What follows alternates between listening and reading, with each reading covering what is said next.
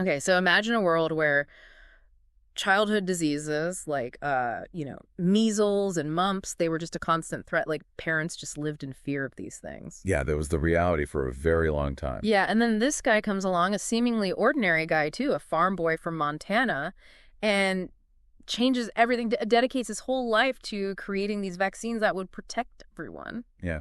Maurice Hilleman, that's who we're talking about today. And it is unbelievable the impact he had. It really is. And, I was reading through all this material that you sent over about him, and I got to say, Yeah. it's pretty amazing. So we're going to deep dive into all that today. Yeah, definitely. Let's get into it.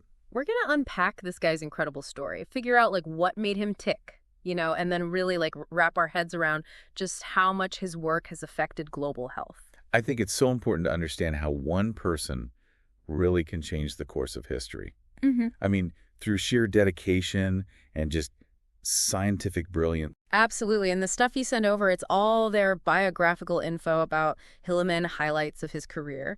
It's really fascinating stuff. It is. Okay, so let's start at the beginning. Okay. Maurice Hilleman's early life, talk about tough breaks right off the bat. Oh, yeah. He was orphaned at birth, loses his twin sister and his mother on the same day. Wow. And then he ends up being raised by his aunt and uncle on a farm in Montana during the Depression.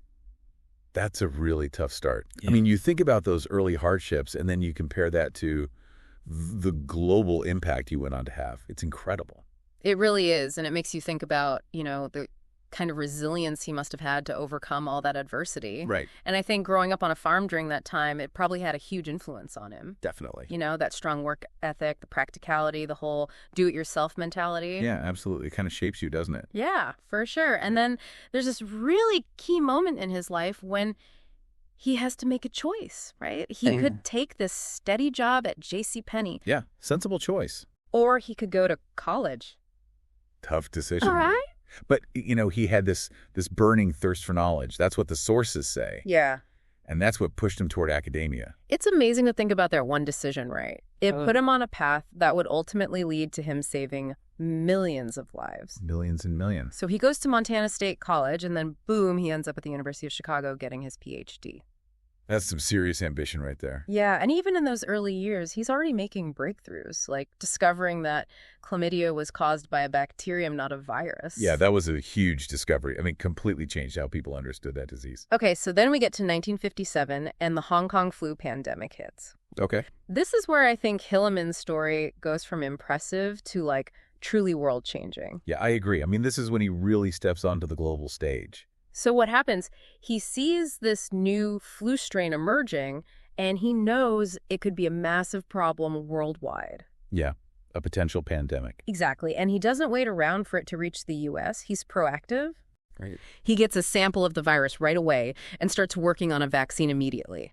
It's an incredible foresight. Just a race against time, and he's sprinting. Yeah, and it wasn't just him, obviously. Right. He had a whole team working with him. A huge team. And they somehow managed to produce 40 million doses of the vaccine before the virus really takes hold in the U.S. I mean, can you imagine the pressure they must have been under? It's mind-blowing. 40 million doses. Think about the logistics, the science, the sheer scale of it. And the impact was huge. Mm-hmm. It's estimated that they saved about 1 million lives in America alone. 1 million lives in just 1 year.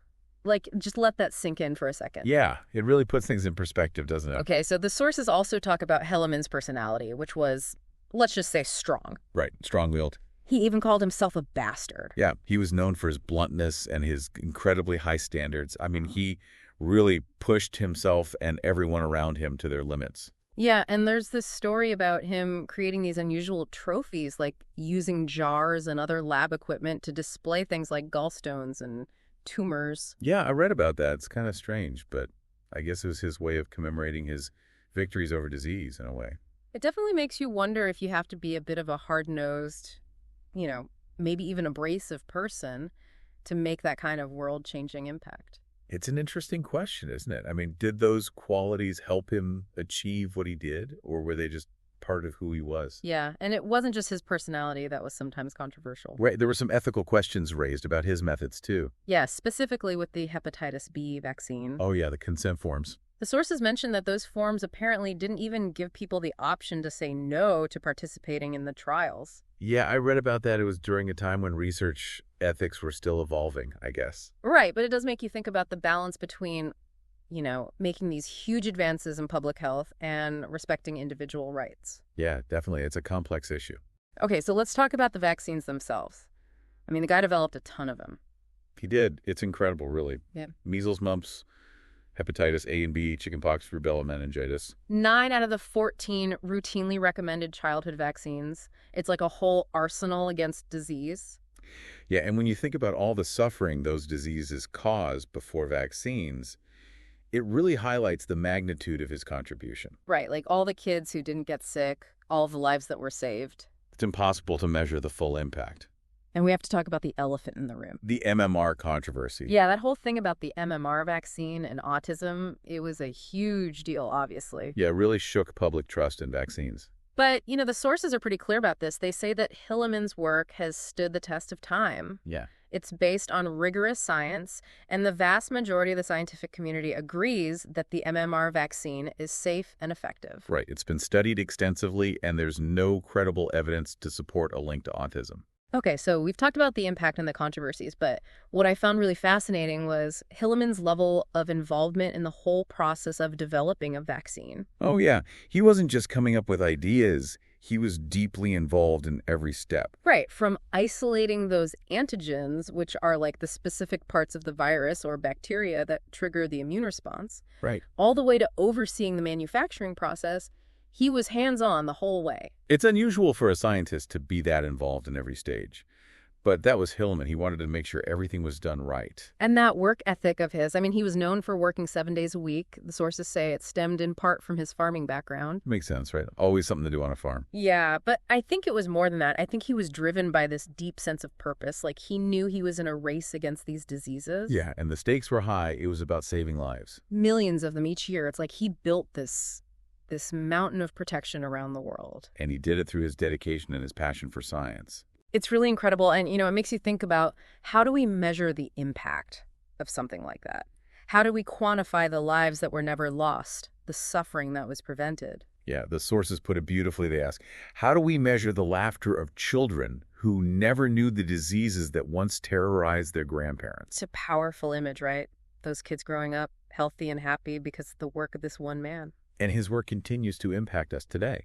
Yeah. I mean, we're still benefiting from the vaccines he developed decades ago. And, the sources make a really important point. They say that the race isn't over, there are new diseases emerging all the time, and we need scientists like Hilleman to keep fighting. Absolutely. We need that same dedication, that same passion to protect future generations.